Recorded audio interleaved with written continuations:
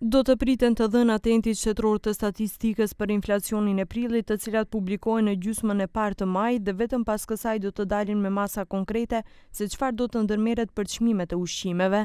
Ministri i Ekonomisë Besar Durmishi thotë se inflacioni është në kuadër të normales dhe kemi një nga normat më të ulta të inflacionit në rajon. Statistika ndërkohë ka matur se në mars inflacioni është 4.9% në krahasim me marsin e vitit të kaluar, ndërsa shpenzimet për ushqim janë më të larta për 7.5%. Ne bazohemi në të dhënat zyrtare që i marrim nga statistikat, enti shtetëror i statistikave dhe muajin që shkoi, domethënë pa rritje të inflacionit, por ke në suaza të normales dhe nëse i krahasojmë me vende tjera të rajonit, ne kemi domethënë inflacionin më të ulët dhe për momentin është në gjendje stabile. Tani në ditët në vijim do e presim dhënat zyrtare të cilët do të dalin përsëri nga enti i statistikave dhe do të dalim me hapa konkret se çfarë do të ndërmarrim mbas të atyre të dhënave të cilët do t'i marrim.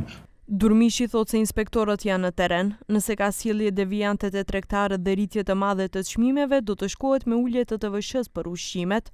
Hapi i fundit do të jetë kufizimi i marxhave të fitimit në 5%, si te tregtarët me pakic, ashtu edhe me shumicë. Kryeministri Mickoski dje tha se do të ketë masa të reja shtesë, por do të duhet të ndiqet me kujdes gjendja sepse me masat aktuale buxheti është i ekspozuar mjaft shumë. Kontrollet e shtuara inspektuese në tregun e plerave artificial paralajmëroi edhe Inspektorati i Tregut, do të kontrollohet nëse tregtarët i respektojnë masat e qeverisë me të cilat u kufizuan marxha tregtare për të ndihmuar fermerëve për shkak të rritjes së çmimeve të plehrave. Si çmime më të larta të stokut në tregtinë me shumicë të plehrave inorganike, përcaktohen çmimet që janë aplikuar në tregtinë me shumicë më 15 prill të vitit 2026, të ulura për 10%.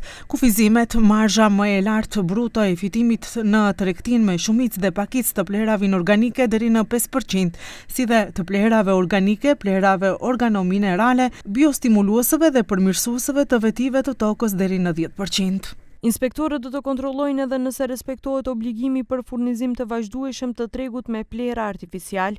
Vendimet do të zbatohen deri në fund të muajit.